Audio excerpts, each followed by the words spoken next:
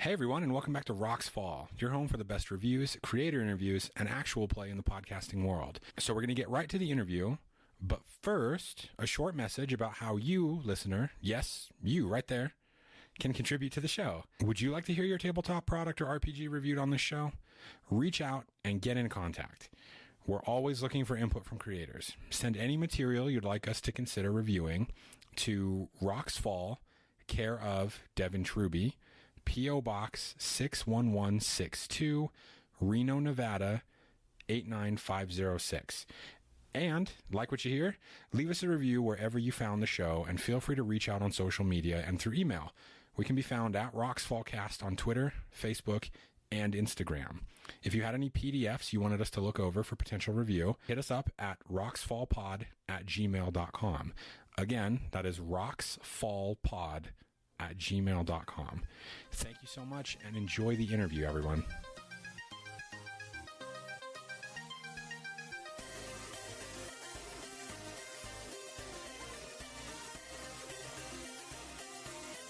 Hey everyone, and welcome back to Rocksfall. Today I've got a special guest, Christopher Walz. He's a published author on DM's Guild, and he's here to chat about his projects today. And take it away. Tell him a little bit about yourself, Chris. Yeah, thanks for having me. So I'm actually pretty new to this whole thing. I really only got started in the beginning of last December. So I guess because we're on the internet, last December doesn't mean anything. That's December of 2017. So at the time of me talking, I've only been doing this for, I guess, about 9 or 10 months or so. It was really just a hobby. I mean, I've played D&D and played role-playing games for, I guess, about 15 years now. I was brought into it by an older brother who's also a writer on the guild. He doesn't do a whole lot anymore, but when the guild first actually got off the ground, he published some stuff, and actually he became like an Electrum bestseller. And all that. His name's Rob Walz. If you want to give him a look-see. That's so cool. Yeah. So he got me into D&D, and then he got me into this. And I've been running games for probably 10 of the 15 years that I've been playing, if I had to guess. So I've always had ideas down, and making new things, writing little bulleted lists that would become adventures, and new items and new monsters and new, sections of worlds and all that stuff that all DMs do. I'm not really saying I'm special in that regard, but I threw something together. I said, I wonder how this whole thing is going to work. The Midnight Revelry was my first published item, and it seemed to be very well received. I honestly do not know why. I have read many things that are on the DM's Guild that I think are honestly way better than that piece that have not done as well as that piece. So I'm not really for sure what it is. I'm not just saying that to try to sound like some sort of humble brag or something. I honestly do not know. But I kept working on some stuff on the side and just kept publishing a little bit here and there, and really even more so than just publishing, just getting involved in the community, really talking to a lot of people who are creating around me, and people who are running YouTube channels and podcasts like this, and just kind of personalities, I guess, in the community.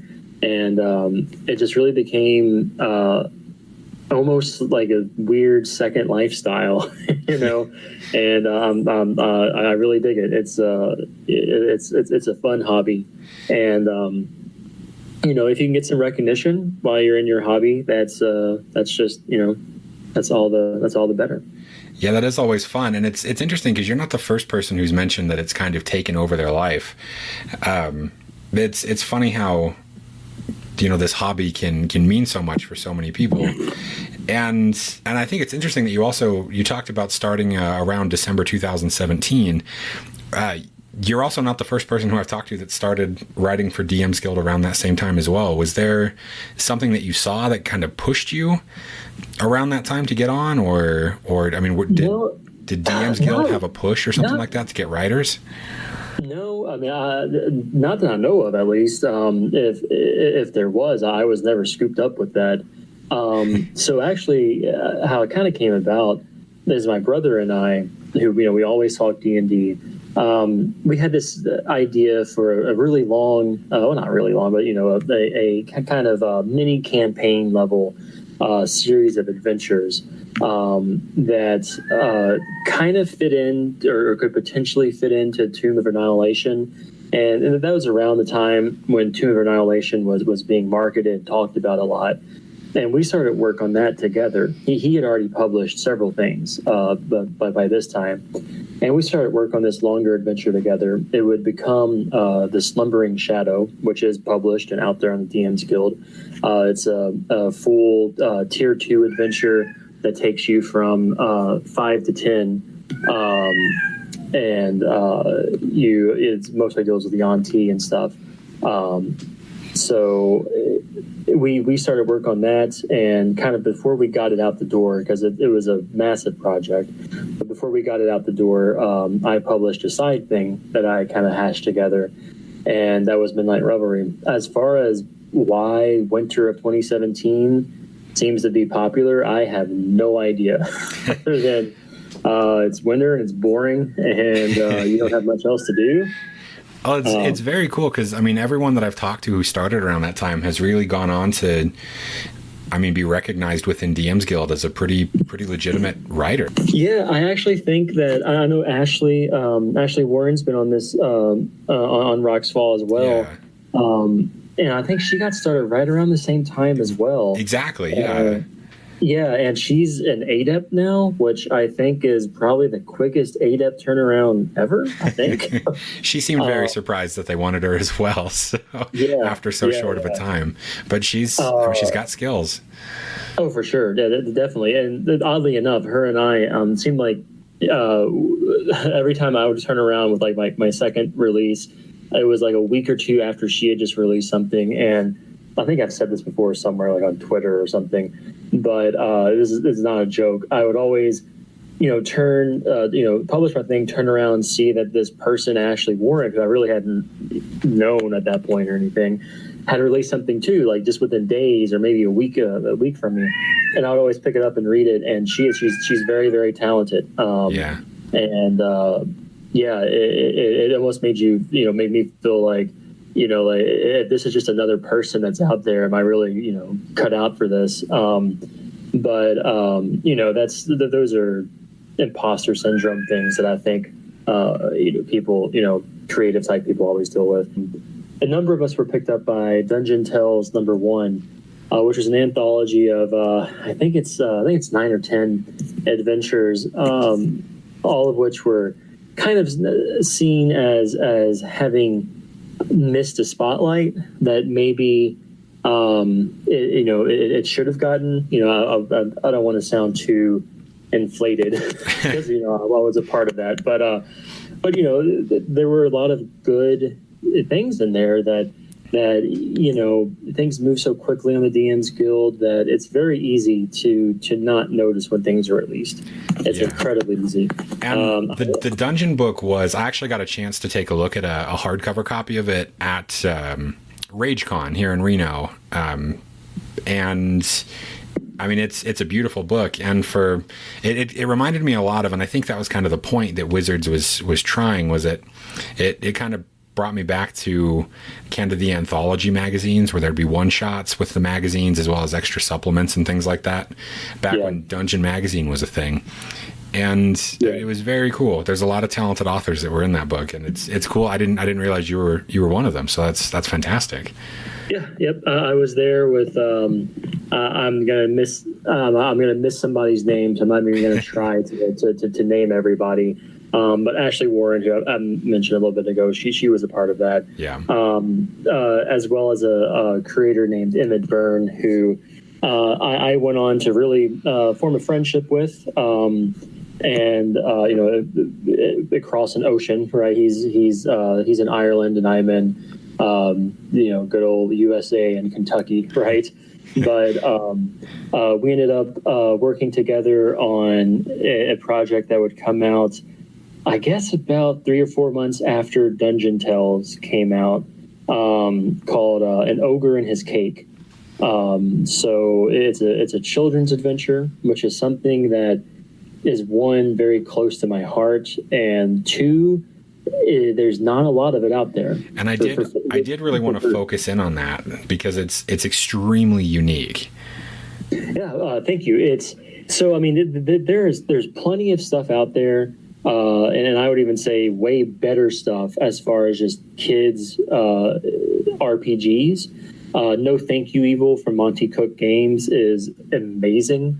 Highly recommend that to anybody who's going to run games for children, or even just adult gaming groups. I mean, you don't have to be a kid to enjoy that game whatsoever. But for 5th edition specifically, there just really wasn't any kid focused material.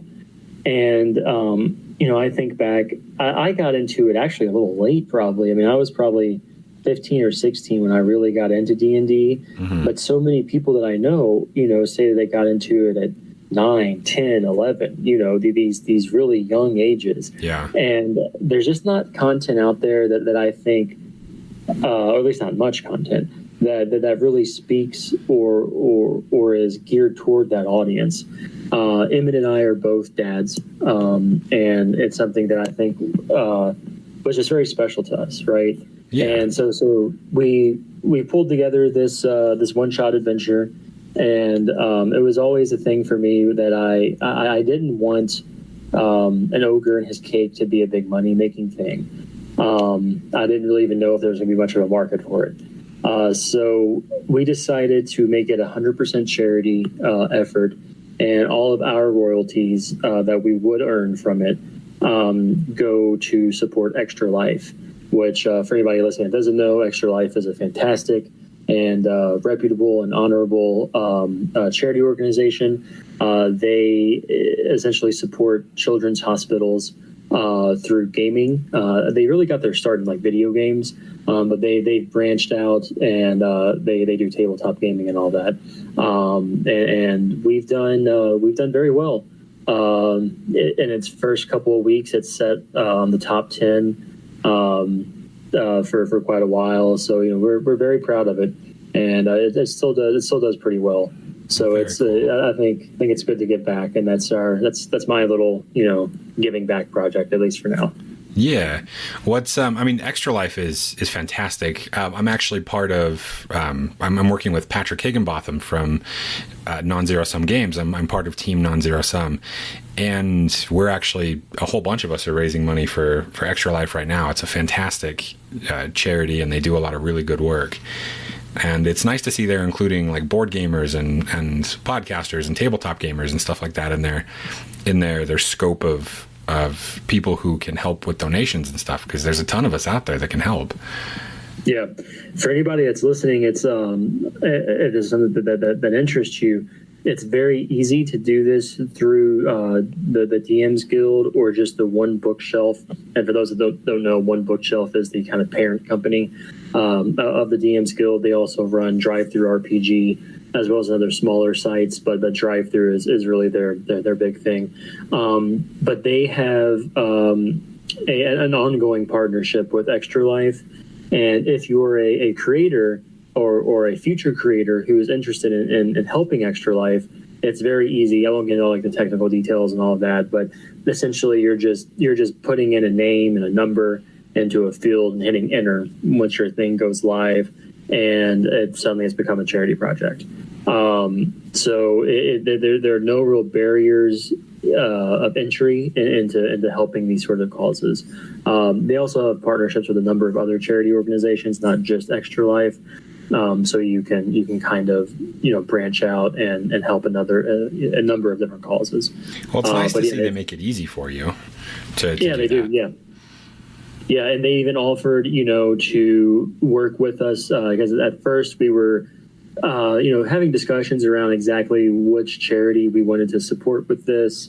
Those are hard decisions to make because obviously there's so many great causes out there, but just technically you can't. We can't just we can't support everything, right? Exactly. But during those discussions, One Bookshelf was very open to contacting these other organizations for us and getting them on board with a charity accounts to make all the technical side easy.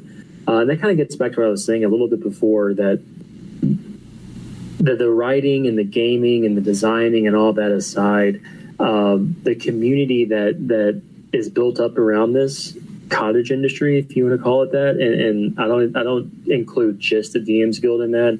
That's podcasters, it's YouTubers, it's everything, right? It's people in drive-through RPG that are maybe not even writing D&D 5e products.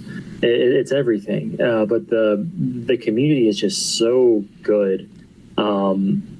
Everything always has its bad apples, and I think there's always been a couple of stories of those bad apples. But my day in and day out is talking to people that are helpful and caring, and they're not out to try to steal your work and publish it before you or something like that. Yeah. There's just none of that. And, I'm not talking like, that there's like 10 people like this. There are hundreds, that are like that. And it's just, it's a good thing to sit down to, it's refreshing, if that makes sense. No, I definitely agree. And I think it's awesome that the community can come together to really support stuff as a whole. So I do want to talk about, I think I've looked through the majority of what you have written, and I'm really impressed with I believe it's your newest release, which is the Call of Atropus or Atropus. Mm-hmm. I have no idea how you're pronouncing it. I just used the spelling, and that's not a thing of my creation. That's a Wizards Forgotten Realms property. Yeah. I have no idea how you're supposed to pronounce that. I've been saying Atropus. Okay. But I don't know. Oh. Yeah. well, however you pronounce it, I'm impressed that you were able to kind of weave into some Cthulhu style shenanigans into the Forgotten Realms, because that's really something that I think is lacking within that system. But do you want to talk a little bit about that one? Sure. So I agree with you, but before I get into the actual product itself, I agree with you that sort of thing is lacking from D&D 5e, and I don't, even though I try to kind of do it, I guess, I don't know if it's always the best idea to try to shove it in. If that is purely what you want, there are way better systems out there, namely the one called Call of Cthulhu. Oh, definitely. Yeah. I mean, 7th edition Call of Cthulhu is a brilliant game. It's an absolutely amazing game. I've read it. I have yet to get to play it or run it, but I desperately want to. It's one of the ones that are sitting very close to the edge of the shelf right now. There's a lot of great games out right now, though, that I've really loved to play. That's just, it's a good problem to have, though, I guess. Yeah. But anyways, I've always loved, Lovecraft, not even just Cthulhu, but just Lovecraft in general, and just that really early style of Gothic horror, or whatever literary term you want to put on it. I've always loved that stuff. I've read it since I was a kid. I've continued to read it, and I probably always will. But I said I'll give it a shot. I also at the time was getting really into Spelljammer, which seems to have had kind of a cult resurgence recently. And there's a lot of rumors that was going to be the next setting with D&D 5e. Sadly, it's not, but we got Eberron, which is pretty cool still too. Right. A little look behind the screen. I was thinking it really was going to be Spelljammer, and that's why I released this, so that it could also kind of serve as a intro to a Spelljammer campaign. Yeah. Right. So I had like that kind of marketing side already kind of cooked, and they baked into my brain, but it didn't turn out, at least not yet. But it seems to still be a well-received adventure. It's a one shot, which is most of my things are. Although one of the hardest things is to trying to estimate how long it takes people to run your stuff. It's impossible, right? But it's meant to be a one shot. A lot of people have said that they have completed it in one game. It takes place in an old abandoned astronomical observatory in the Forgotten Realms, but its location doesn't really matter too much. It centers around a creature that came out in Mordenkainen's Tome of Foes, or at least was revisited in Mordenkainen's Tome of Foes. It's been in previous editions as well. It's called an Alip or an Olip, maybe. I don't know how to pronounce any of these things apparently. But it's a ghostly undead that the lore around it essentially says that when a person gains a piece of forbidden knowledge, be that something like a devil's true name or some secret that like the very universe has tried to keep secret, when they somehow stumble upon that, they go so insane their body magically obliterates and they become this ghost essentially. And the ghost's whole purpose is just to try to get this knowledge out. Like that's all it wants to do is share whatever piece of madness it kind of stumbled upon, and that's what I really latched onto. It's I think that creature really with no work of my own fits the Cthulhu bill very well, and I just kind of built around that. Formed a little story around it. I don't want to be totally giving away everything, but my goal as a writer for that one. Not so much on the design side of things, but on the actual writing, I wanted to try to tell a story that was still a story, still had some dramatic type elements, still had, like a lore exposition and like all the stuff that you would kind of expect in a D&D type story. But I wanted to do it without using any DM mouthpieces. And by DM mouthpieces, I mean like the all-knowing seer NPC who gives you the quest and all of the information that surrounds the quest and all of that, right? Yeah. I didn't want that, or I didn't want the exhaustive journal that details everything. A lot of people rely on those like MacGuffin-style tropes to lead their characters along. Right. And I'm not saying that I'm incredibly creative in this. I think plenty of adventures do not do that as well. Both officially published through Wizards or other things, and community published. But it was my goal to not do those and still tell a story that felt compelling and dramatic and relieving at the end, so like that catharsis that you should have at the end of the story. And that was my goal. I think I achieved it, right? But that's not really my decision to make if I achieved that or not. So it was a fun one. A lot of my stuff has been really different. That followed. Well, no, actually, I think it actually released a little bit before Ogre and His Cake. But we had finished writing Ogre and His Cake before I released Call of Ictropus. But they're totally different, right? I mean, one is a happy-go-lucky adventure meant for like 7 and 8 year old kids about an ogre who steals a birthday cake, and the other one is about the dispossessed mad soul of a scientist who kills people with his very maddening thoughts. It's some of my stuff is all over the place, but I like that. I think as any sort of creative person, if you dig yourself into a hole, you're never going to climb out of it, and eventually that hole is going to kind of wear itself out. So I think it's good to be diverse. Yeah, definitely. It seemed to help with everything you've got going on, because you have a pretty diverse set of adventures up on DM's Guild, which is very impressive. Well, thank you. Yeah. So what's next for you? What's in the works that you can talk about? So let's see. I am not cool enough to have any sort of like NDAs or anything like that yet. So I can talk about pretty much everything, I think. I guess I'll take it I'll start off with something that is pretty much done. We're just waiting for it to actually hit publication.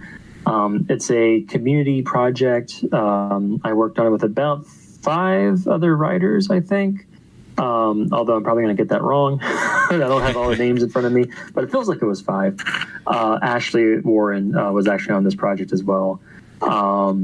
It's one of my first forays into not adventure writing. It's a collection of spells, magic items, feats, warlock invocations, and that's pretty much about it. Mostly spells and magic items, really. Yeah. It's a collection of those, and the theme around it is supposed to be, for those of you that have played Curse of Strahd may know this, there's a certain worlds traveling mage who also seems to be in the book publishing business recently, who loses his spell book in Barovia during his fight against Count Strahd, we thought it would be pretty cool to write his spell book. So that's what we did. It's always a really strange experience to have a book that has your name on it and stuff that you've written in it. It's oddly ego boosting and also incredibly humbling at the exact same time. It's a really strange experience to have that. But that'll be coming out soon. Let's see, after that, I am working on another group project that I'm not going to say as much about just because it's not in the final stages yet. So, things can always change. I don't want to say too much and then have it change. Gotcha. But it's going to plug into the Undermountain book that's coming out, the Dungeon of the Mad Mage. Yeah. It's going to plug into that. It's going to be an adventure-based collected book of stuff for that. That's another group project. That's another thing I kind of take a second to talk about too. Is if anybody's listening to this that wants to get into the DM's Guild, and maybe it seems daunting, or you don't really know what you want to do, or you just feel like you're kind of going at it alone, find community projects to be a part of. It's really what I've spent the last 6 months doing. After I released Call of Atropus and An Ogre and His Cake, I have only worked on group projects, and they have been the most fun that I've had and on the guild. It's nice not having to do every single step yourself. I think what maybe a lot of buyers don't realize is that, when you see one name on a book, on an adventure or something that you buy from DM's Guild, that person has done everything. And yeah, it's a bit of a daunting task. Well, going back into group adventures, I think we had a little bit of technical difficulties there. But I think a lot of times people don't realize that when there's one name on a book, that person is not just the author, right? They're the author, the layout designer, the marketer, the producer, they're everything, right? And it's really nice when you're on these group projects, community collaborations, whatever you want to call them, to be able to focus on your strengths, but also let the strengths of some of these, I guess, auxiliary type people, if that's the right word to use, to let them shine. I mean, somebody whose strength is really page layout, they can really focus on that and have that shine through on these group collaborations. So to kind of wrap all that up, if you're interested in the guild and it seems daunting to you, find people to work with. It makes everything so much better. But that's kind of what I've been doing for the past couple of months. I am working on a non-DM's Guild product that I just started really in earnest last week. There is another community content program called the Slarcian Vault. I also have no idea if I'm pronouncing that correctly. So that's how I've been saying it. But it's a part of Drive Through RPG. And it's the community content program for Scarred Lands. Scarred Lands was a sword and sorcery kind of Conan-esque with a heavy Greek mythology theme on it that released back in the 3.5 era. It didn't really see much in the fourth edition era, but it was recently updated for 5th edition about a year ago, I think, by Onyx Path Publishing, and they've opened up a community content program, pretty much the exact same sort of deal as the DM's Guild, and they're looking for people to help flesh that out. So I'm getting in on that. I'm writing an adventure about going out to sea, but the sea is a little bit different because instead of water, it's a bunch of blood from a dead Titan or a dying Titan. Dang, I guess. That sounds awesome. Yeah, so a little bit about me. I'm really into like metal music and stuff like that. I think a lot of us gamers kind of are for whatever reason. But when I read that was about the most metal thing I could ever think of. That you chained this primordial being into the bottom of the ocean, and his wounds are bleeding so much that he has filled the ocean up with his blood. Like, what? That is amazing. Yes, please. So working on that. Also have a couple of odd things that are D&D related, but not really writing products. Again, working with Ashley Warren, I'm going to be writing and presenting a lesson in her upcoming RPG Writers Workshop #2. Which will be sometime in the late fall, I believe, but do not quote me on that. She has not given that date. Do not want to speak for her, but I think that's what the aim is. Yeah, she said she's thinking sometime in November. Yeah, that's what I was like. Yeah, and knowing her, I think she'll probably be able to meet that expectation pretty easily. Yeah. So I'm doing a lesson there on pre-writing and how to make an outline and stuff like that. Don't know how I tricked her into thinking that I know anything that I'm talking about, but somehow I did. So we're going to be doing that as well. Other than that, I think that's about all the stuff that I have going on right now. I have a lot of ideas. I really want to get an Eberron adventure out there. I really like Eberron. Its release kind of surprised all of us, I think. Yeah, I think so. Yeah, I mean, for the better, but, a lot of us creators, to be honest, we were sitting on, like, Spelljammer and Planescape stuff, like, ready to go, right? I think a 5th edition Planescape would be amazing. It would be great. I mean, Planescape is my favorite D&D setting, period. I'll go on record with that one. But I know a lot of us were sitting on pretty much finished products, hoping that would be the release. And I think Eberron just came out of nowhere for at least the people that I talk to a lot. It just really blindsided us, which is not a bad thing. I've released one Eberron product so far, the Wand Slinger's Guide for Eberron. It's a collection of subclasses and feats and items that deal with wand slinging. It's kind of the Eberron take on. I kind of picture it as almost the Wild West, gunslingers, right? Yeah. But it's their take on a certain form of arcane magic, and that seems to have been a pretty well received product. It's a pretty quick and cheap, small little book. Just has 3 or so subclasses and about 3 or 4 feats and maybe about a half a dozen items in it. But it was pretty fun to write.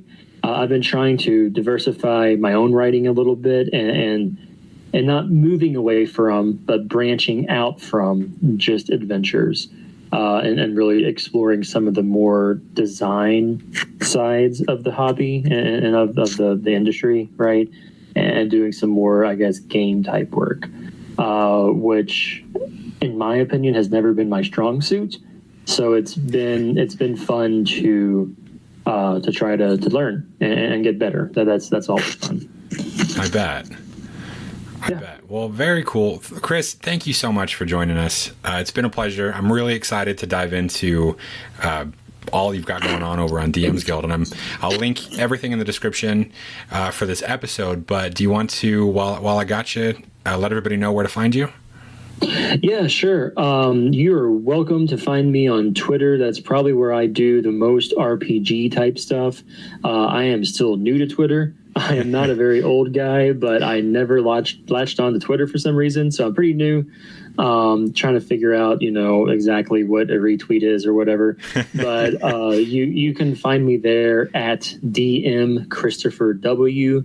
That's me. And you're welcome to find me on Facebook as well and friend me. I'm friends with all sorts of people through this little community that we have here. If I could plug, I'm not an administrator or creator of this, but if you're interested in creating for the DM's Guild, go on Facebook, search for Dungeon Masters Guild Creators Circle. It is ran by Robert P. Davis, who publishes under R.P. Davis. He has a whole laundry list of things out there. It's a fantastic community.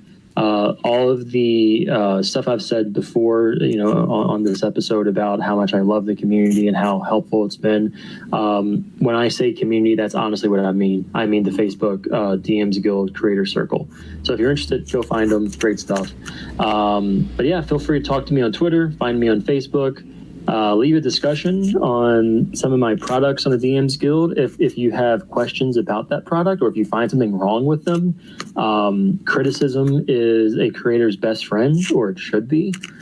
So if you find something like that, please start up a discussion. I really like to get to know people that are using these things or,